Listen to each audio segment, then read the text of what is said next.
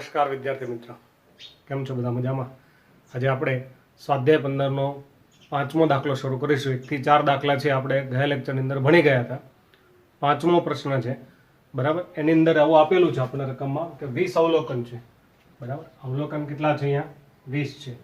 અહીંયા એવું કહેવાય n બરાબર 20. આપણે પહેલી વાત કરીશું એમાં. તો 20 અવલોકનનો મધ્યક અને પ્રમાણિત વિચરણ આપેલા છે. તો મધ્યક જે છે x બાર એ 10 છે, પ્રમાણિત વિચલન એ 2 છે, બરાબર. રકમમાં મધ્યક આપ્યો છે, પ્રમાણિત વિચલન આપ્યું છે, પણ એક અવલોકન 8 જે છે ને એ કેવું છે? એમાં ખોટું છે, બરાબર. તો બે માહિતીમાં આપણે ફરીથી મધ્યકનું વિચલન શોધવાનું છે. પહેલું એવું કીધું ખોટા અવલોકનને આપણે દૂર કરવાનું છે. ફરીથી અવલોકન 20, મધ્યક 10, પ્રમાણિત વિચલન 2. ખોટું અવલોકન 8 જે છે એ આપણે દૂર કરવાનું છે. તો સૌથી પહેલા n 20 છે, મધ્યક 10 છે, તો મધ્યકનું સૂત્ર લખીશું x બાર બરાબર sigma xi upon n. x બાર એટલે 10, sigma xi upon n, n એટલે 20, 20 ગુણ્યા 10 એટલે 200, બરાબર. આ જે મળે એ શું મળ્યો? સિગ્મા xi મળ્યો. કેટલો મળ્યો? 200 મળ્યો, બરાબર છે. હવે આપણે સુધારેલો સિગ્મા xi, તો જે પહેલા સિગ્મા xi કેટલો હતો? 200. એમાંથી આપણે ખોટો અવલોકન 8 છે એ રદ કરવાનું છે, કીધું ને. એટલે 200 માંથી 8 જાય એટલે કેટલા વધશે? 192. ફરી વાર, મધ્યક કેટલો છે? 10 છે, અવલોકન 20 છે, એટલે સિગ્મા xi 200 એ તો ખબર પડી. જે દૂર કરવાનું માઇનસ કરી દેવાનું, ઉમેરવાનું તો પ્લસ કરી દેવાનું. તો હવે n જે છે એ 19 થશે. ખબર પડી કેમ? કે 20 અવલોકન હતા, એક આપણે દવા જ કરી દીધું એટલે 19 વધે ને. ચાલો, તો સાચો મધ્યક જે છે એના માટે સુધારેલ સિગ્મા xi ભાગ્યા n. તો સિગ્મા xi સુધારેલો કેટલો છે? 192. એને આપણે 19 વડે ભાગવાના છે, બરાબર. તો 192 ને આપણે કેટલા વડે ભાગવાના છે? 19 વડે. એટલે 10.10 આવી ગયો સાચો મધ્યક. જવાબ આવી ગયો પહેલા. ખબર પડી કે નહીં બધાને? બહુ સરળ વાત છે. અહીંયા અવલોકનની સંખ્યા 20 હતી અને મધ્યક છે એ 10 હતો, એટલે સિગ્મા xi કેટલો આવી ગયો? 200 આવી ગયો. એમાંથી ખોટો અવલોકન 8 છે એ બાદ કરો એટલે 192 થાય. એને 19 વડે ભાગો એટલે મધ્યક છે આપણો આવી ગયો. કેટલો? 10.10. હવે આપણે વિચલનની વાત કરીએ તો સૂત્ર વિચલનનું મૂકવું પડે આપણે. Sigma xi square upon n minus sigma xi upon n નો વર્ગ, એટલે x બાર લખી શકાય ને એમાં. ઓકે, વિચલન જે છે વિચલન એ કેટલું છે આપણું? અહીંયા 2 છે. તો વિચરણ છે એ 2 નો વર્ગ એટલે 4 થાય. સિગ્મા xi સ્ક્વેર આપણે શોધવાનું છે. ગયા વખતે પણ શીખવાડ્યું હતું મેં. અવલોકનની સંખ્યા જે છે એ 20 છે. મધ્યક કયો લેવાનો? તો કે આ વિચરણ કયું લીધું છે આપણે? ખોટું. તો મધ્યક પણ ખોટો જ લેવાનો. તો મધ્યક કયો લેવાનો છે? આપણે 10 લેવાનો છે. ગયા વખતે કીધું હતું 20 ડાયરેક્ટ ગુણાય નહીં, 10 નો વર્ગ 100 થાય. 100 આ બાજુ પ્લસ કરો, 4 + 100 સિગ્મા xi સ્ક્વેર અપોન 20 એટલે 104 થશે. એને ગુણ્યા 20 આવશે ને, અહીંયા ગુણાકારમાં જાય. તો સિગ્મા xi સ્ક્વેર જે છે એ 2080 આવી ગયો. આ બધાને સમજણ પડી કે ના પડી? બરાબર. જેવી રીતે મધ્યક ઉપરથી સિગ્મા xi મળે એવી રીતે વિચરણ ઉપરથી શું મળે આપણને? સિગ્મા xi સ્ક્વેર મળે. હવે સુધારેલો સિગ્મા xi સ્ક્વેર, તો સુધારેલો સિગ્મા xi સ્ક્વેર શોધવા માટે જે જૂનો સિગ્મા xi સ્ક્વેર આવે એમાંથી ખોટો અવલોકન બાદ કરી દેવાનો. તો ખોટા અવલોકનનો વર્ગ બાદ થાય. વર્ગ કેમ બાદ થાય સમજજો. તો કે સિગ્મા xi માં અવલોકનનો સરવાળો હતો એટલે 8 બાદ કર્યા હતા. અહીંયામાં વર્ગ ઉમેર્યા હોય ને વર્ગ બાદ કર્યા હોય એટલે આમાંથી વર્ગ બાદ કરવું પડે 8 નો. તો 8 નો વર્ગ થાય 64. એ 64 બાદ કરો એટલે વધે કેટલા? 2016. આ સુધારેલો સિગ્મા xi સ્ક્વેર આવી ગયો. હવે આપણે સાચું વિચરણ શોધીએ. તો સાચો sigma xi square upon n minus સાચો સિગ્મા xi અપોન n અથવા સાચો x બાર એનો વર્ગ. તો સાચો સિગ્મા xi સ્ક્વેર આવે 2016. અવલોકનની સંખ્યા 19. કેમ? હમણાં મેં કીધું એક અવલોકન બાદ કરો એટલે 19 થઈ જાય. સાચો મધ્યક આપણે આવે 10.10 એનો વર્ગ. તો સૌથી પહેલા 2016 ને આપણે 19 વડે ભાગીશું. તો અહીંયા ભાગાકાર આવશે 106.10 માઇનસ 10.10 તો આપણે વર્ગ કરવાનો છે એટલે 102.01 આવશે. આ બંનેની આપણે બાદબાકી કરી દઈએ તો 4.09 આ જે છે વિચરણ આવ્યું, એનું આપણે રૂટ કાઢીએ. બરાબર, તો રૂટ જે છે એનું કેટલું આવશે? રૂટમાં 4.09 એટલે 2.02 આવી ગયું સાચું વિચલન. તો ખબર પડી ગઈ બધાને? પહેલો ટોપિક પૂરો થઈ ગયો. આપણે ખોટું અવલોકન છે એ દૂર કરીએ. ખોટું અવલોકન 8 ને માઇનસ કર્યું તો સાચો મધ્યક છે 10.10 આવી ગયો અને સાચું વિચરણ છે કેટલું આવ્યું? 2.02 આવી ગયું. હવે આપણને એવું કીધું છે કે એના બદલે 12 મૂકવામાં આવે, એટલે જે 8 છે એની બાદ કરીને પછી એની જગ્યાએ કેટલા મૂકવાના છે? 12. તો જુઓ, સાચો સિગ્મા xi, તો જે જૂનો સિગ્મા xi હતો એમાંથી 8 છે ને એ બાદ કરી દેવાનો અને 12 છે ને એ ઉમેરવાના છે, કેમ કે એવું કીધું છે રકમમાં તેના બદલે 12 લેવાના એમ. તો સિગ્મા xi આપણે શોધેલા જ છે, કેટલા છે? 200. 200 લખીશું. -8 + 12 એટલે +4 એટલે 204 આવશે. તો સાચો મધ્યક જે છે એ સાચો સિગ્મા xi અપોન n એટલે 204 ભાગ્યા 20 આવશે. તો અવલોકન કેમ 20 થયા? તો કે આપણે ટોટલ અવલોકન 20 હતા, માંથી 8 બાદ કરે એટલે અવલોકન 19 થયા, પાછા 12 ઉમેર્યા એટલે પાછા અવલોકન કેટલા થઈ ગયા? 20. એટલે 204 ભાગ્યા કેટલા કરવાના છે? 20 કરવાના છે આપણે. 204 ભાગ્યા 20 10.2. તો ફરીવાર મધ્યક છે એ આવી ગયો. સાચો મધ્યક કેટલો આવે? 10.2 આવી ગયો. અહીંયા આપણે 10.10 આવ્યો હતો, 10.2 આવે સાચો મધ્યક. શું કર્યું આપણે? ખબર પડી આમાંથી? સાચો જે જૂનો સિગ્મા xi હતો કેટલો હતો? 200. એમાં એક અવલોકન ખોટું હતું, કયું? 8. 8 બાદ કરી દીધું, સાચો અવલોકન 12 છે ઉમેર્યું. સેમ વસ્તુ વિચરણમાં કરીએ. તો હવે આપણે સાચો સિગ્મા xi² શોધવો પડે. તો જે જૂનો સિગ્મા xi² હતો એમાં ખોટા અવલોકનનો વર્ગ બાદ કરવો પડે અને સાચા અવલોકનનો વર્ગ છે એ ઉમેરવો પડે. તો ખોટું અવલોકન 8 છે એટલે 8 નો વર્ગ બાદ કરવો પડે. જૂનો સિગ્મા xi² આપણે હમણાં શોધ્યો, કેટલો આવે? 2080. 8 નો વર્ગ 64 અને 12 નો વર્ગ થાય 144. એટલે આ 144 માંથી 64 બાદ કરો એટલે 80 થાય. 80 આમાં ઉમેરો 2160 થઈ ગયું. પડી ખબર ને બધાને? હવે આપણે સાચું વિચરણ શોધીએ. તો સાચું વિચરણ જે છે એ થાય સાચો sigma xi² upon n minus સાચો x12 એનો વર્ગ થશે. તો સાચો સિગ્મા xi² 2160, અવલોકનની સંખ્યા 20, સાચો x12 આવ્યો આપણે 10.2 આવ્યો નો વર્ગ. તો 2160 એટલે અહીંયા ભાગાકાર કરો એટલે 108 આવશે. માઇનસ 10.2 નો આપણે વર્ગ કરીશું.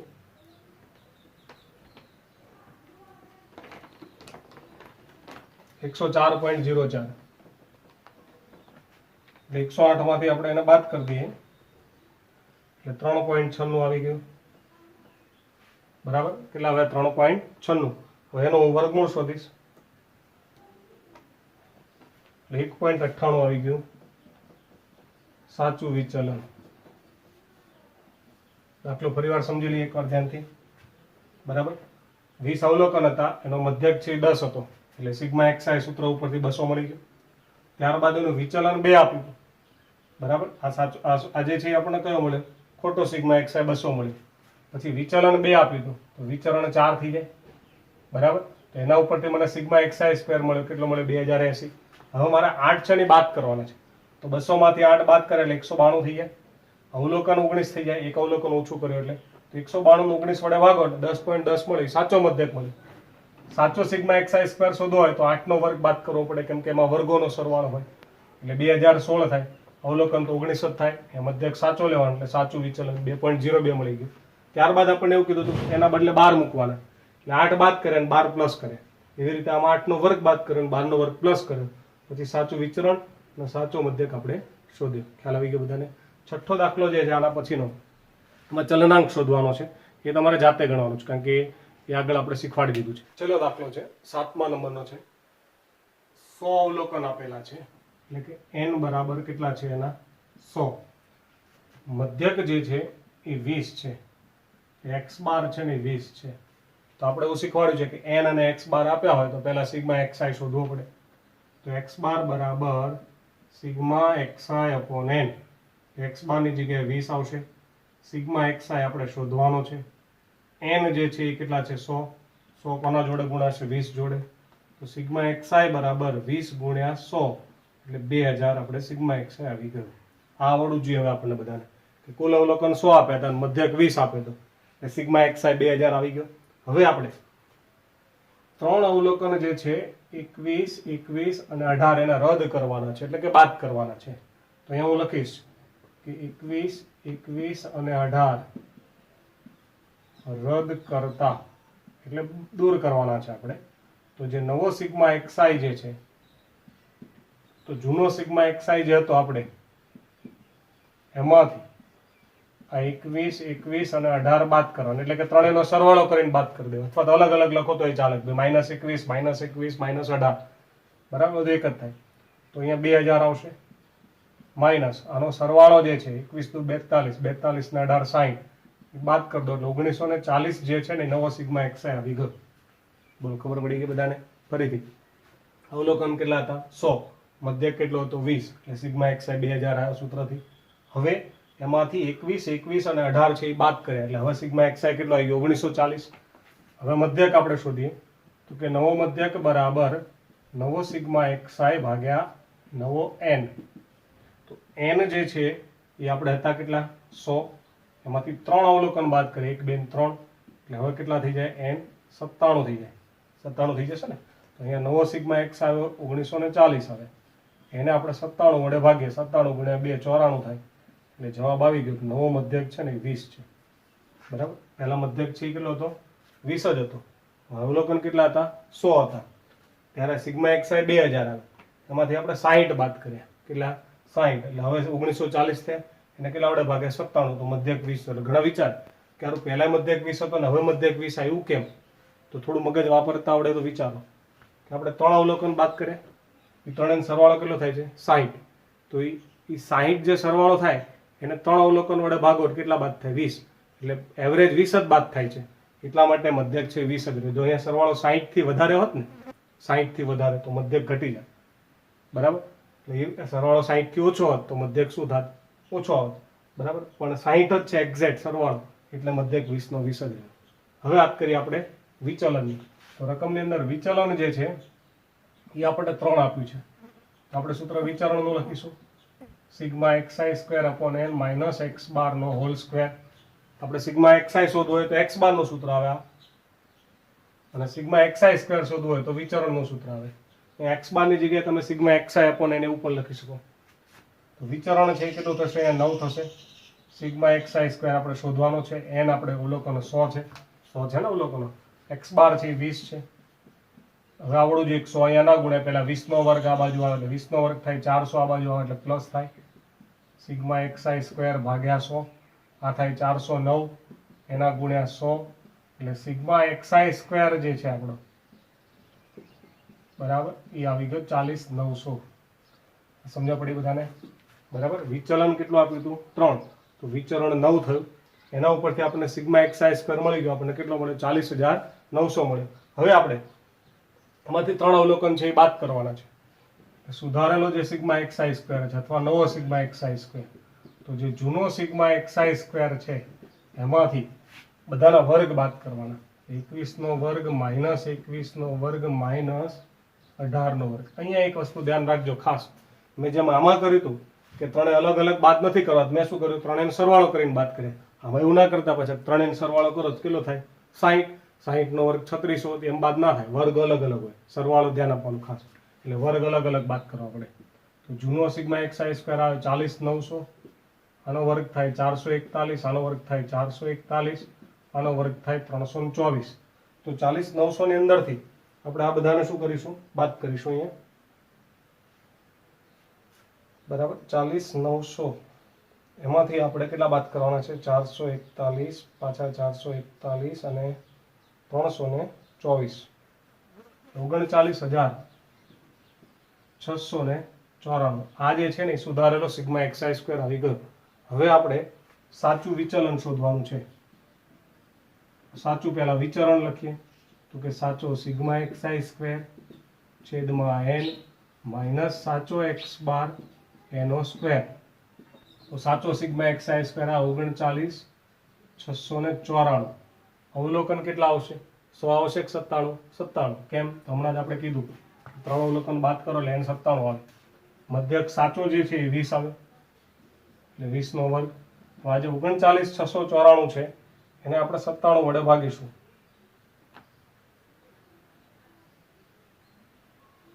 તો 409.21 આવશે.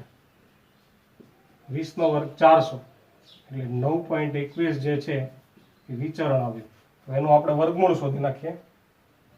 9.21 તો 3.034 જે છે એ સાચું પ્રમાણિત વિચલન આવી ગયું. તો ખબર પડી દાખલા આમાં કેટલા અવલોકન બાદ કરવાના હતા? 3. એ જ રીતે આગળ દાખલો જે ભણે એ પ્રમાણે 3 અવલોકન બાદ કરીને મધ્યક શોધવાનો, 3 અવલોકનના વર્ગોનો સરવાળો બાદ કરી અને વિચલન શોધવાનો. પણ તમને પહેલા છે ને આ આવડવું જોઈએ, સિગ્મા xi શોધતા અને અહીંયા સિગ્મા xi સ્ક્વેર શોધતા આવડી જાય એટલે દાખલો આખો આવડી જાય. તો અહીંયા આપણે એક મહત્વનું ચેપ્ટર જે છે 11 સાયન્સની અંદર પહેલું ચેપ્ટર 15મું જે છે એ આખું પૂરું કર્યું આપણે. બરાબર. પ્રસારમાનની અંદર આપણે 3 વસ્તુઓ શોધતા શીખ્યા. સૌથી પહેલાં મેં ભણાવ્યું હતું તમને સરેરાશ વિચલન, ત્યારબાદ તમને મેં પ્રમાણિત વિચલન શીખવાડ્યું એટલે વિચરણને બંને વસ્તુ, અને છેલ્લે શીખવાડ્યું ચલનાંક. અને અહીંયા સ્વાધ્યાયના જે એના આધારિત દાખલાઓ હતા એ પણ આપણે પૂરા થાય. એટલે બહુ 11 સાયન્સની અંદર જે મહત્વનું ચેપ્ટર કહેવાય એના JEE ના પ્રશ્નો પણ આના આવે જ છે. બરાબર. 12મા ધોરણની અંદર પણ ઉપયોગી ચેપ્ટર છે આ. એક મહત્વનું પ્રકરણ છે એ પૂરું કર્યું. સંભાવનાની અંદર પણ આનો ઉપયોગ આવશે 12 સાયન્સની અંદર. એટલે આ ચેપ્ટર બહુ મહત્વનું છે એ આપણે અહીંયા પૂરું કર્યું. હવે તમારે એકવાર આનું આખું રિવિઝન કરી નાખવાનું છે. બરાબર. હવે જ્યારે એક્ઝામ આવશે મેથ્સની ત્યારે આ ચેપ્ટર આખું એક્ઝામમાં પૂછાશે. એટલે તમારે ઘરે બેસી અને બરાબર એકવાર ફરીથી 15.1, 15.2, 15.3 અને સ્વાધ્યાય 15 તૈયાર કરવાનું છે. આના ઉદાહરણ પણ જોડે ગણી નાખવાના છે. અને જે પણ તમને આ ચેપ્ટરની અંદર ક્યાંય ખામી રહી હોય, કોઈ ડાઉટ હોય તો એ ચોપડામાં તમે નોંધી રાખશો. બરાબર. જ્યારે આપણે રેગ્યુલર લેક્ચર શરૂ થશે શાળાની અંદર ત્યારે આપણે એ તમારા ડાઉટ છે એ સોલ્વ કરાવીશું. ઓકે. હવે આપણે નેક્સ્ટ ચેપ્ટર છે એ નવા લેક્ચરની અંદર શરૂ કરીશું.